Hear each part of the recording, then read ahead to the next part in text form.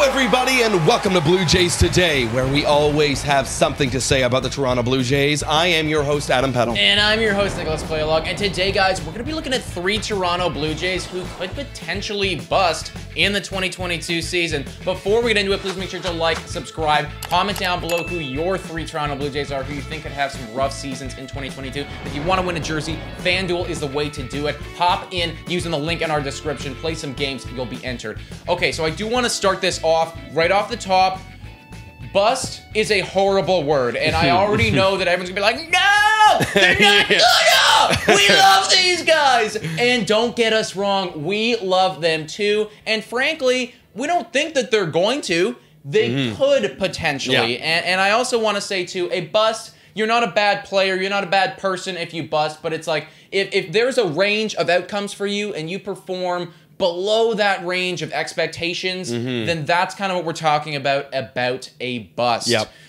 Now that all the clerical work is done, let's get into it, dude. I want to start with my #1 guy who I actually think is the most likely to bust, and I want you to tell me all about Kevin Gausman, our free agent signing. I know. 5 years, $115 million. 110? 115? 110. 110. Robbie Ray's 115. Excuse me.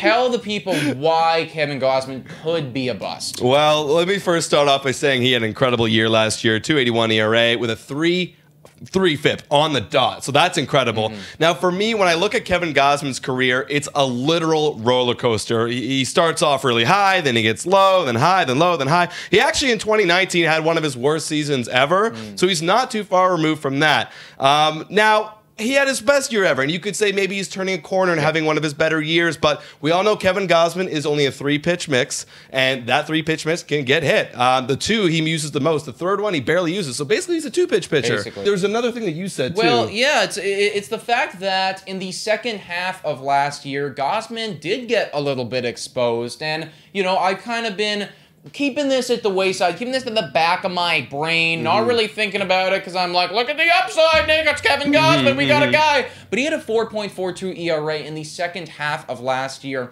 and that kind of coincided with the sticky stuff that we saw with Hyun-Jin Ryu. Granted, this first half of last year was so damn good that his seasonal numbers were incredible, but that's something to keep in mind, that the last time we saw him, he wasn't at his best. And I do want to piggyback on what you're saying about the roller coaster. Everything that we saw last year from Kevin Gausman, career highs. Like, by far, career highs. And again, I'm not saying that he ain't going to do it again, man. He's 30 years old. He will be 31. That, you know, by no means does he reach his ceiling yet. He could do even better for all we know. However, looking at the past, when you see that somebody's done something their entire career, they do something that's an anomaly, which was last year, you have to think that there will be a little bit of regression. Fingers crossed that we're freaking wrong about that.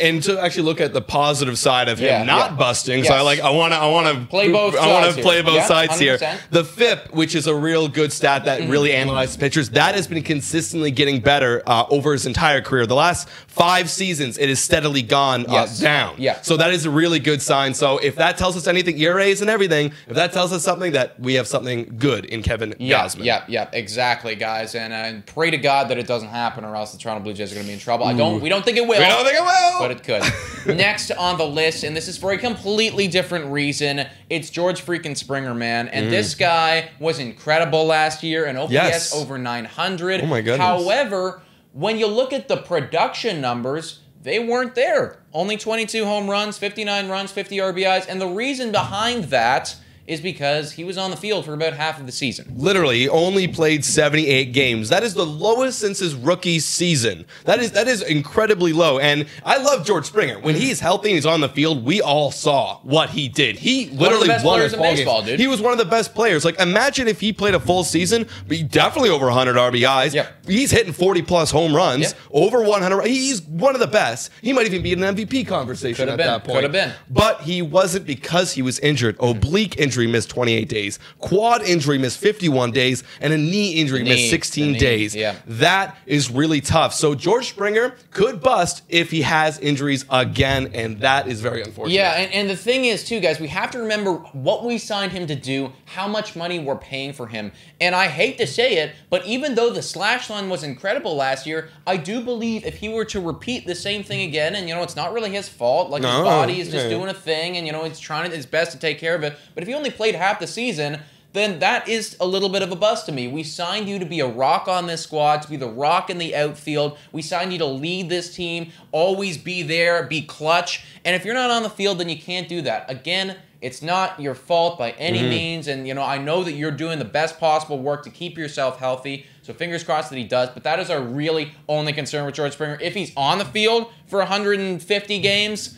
then there will be matches. Yeah, I'm literally, like, if you look at his career, I just want, like, 140 at least. I'll take it. I'll take 140. Yeah, I'll take it. Yeah, exactly. Like, we can deal with one of those injuries. I'll take one. Give me the knee. Give me the knee. Give me the knee, and I'm okay with that. Yeah, give me 2 the knee. weeks, you're gone. And then but the rest of them, no, we're gone. Absolutely. Okay, last on this list, man. And frankly, there is, like, almost no reasoning to this. There is none. Like, not There's on literally paper none. anyways. It just, we're talking historically. We're talking about, like, just things that could happen here. Yeah. And the last guy on this list is Alek Manoah. No! Yeah. Don't worry. We're not that concerned, guys.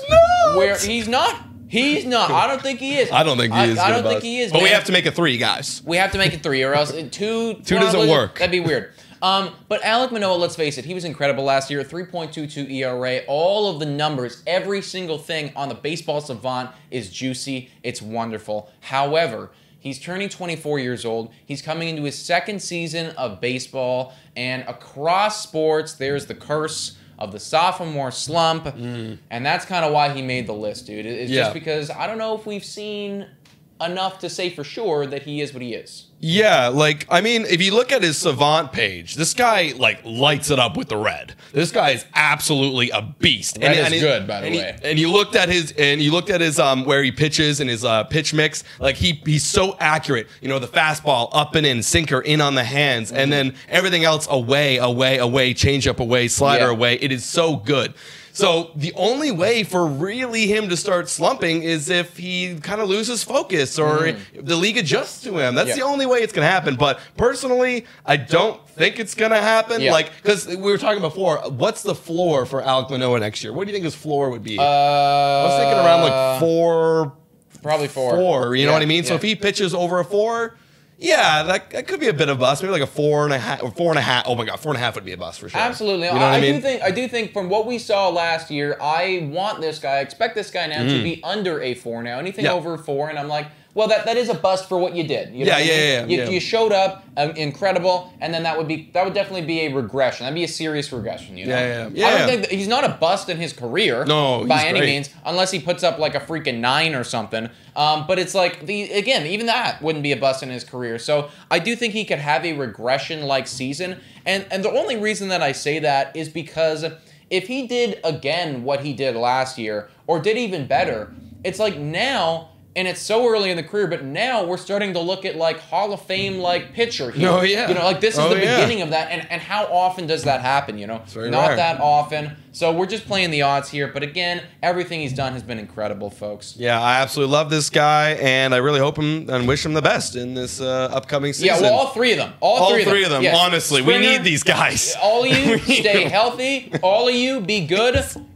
Prove us wrong. Prove these numbers wrong. We want the best for you, and by no means, guys, are we saying that they're going to do it. No, they might. Just possible. There's a chance. There's just a freaking chance. We're just 2 dudes on a table with mics. At a table. That's our new name. Gonna be the next podcast for sure. We're talking about anything in life. But guys, let us know in the comments down below what you thought about this list, what you thought about our reasoning behind these guys potentially busting. Are we talking straight nonsense, or is there some facts behind this, and could you guys see it as well? Comment down below. And guys, you can also check us out on Spotify, Google Podcasts, Anchor, Radio Public, and Breaker. Also, please make sure to like and subscribe and hit that post notification bell button. And go in our description and use our link to go to Fan Duel and play some games. moves. Play some games and you could be entered into a jersey contest as well. Guys, become a Patreon. It's $3 a month and you can come onto our show. Shout out and thank you to all of our Patreon members. We appreciate you guys so much for helping us out. Thank you so much for watching. And go Jays go!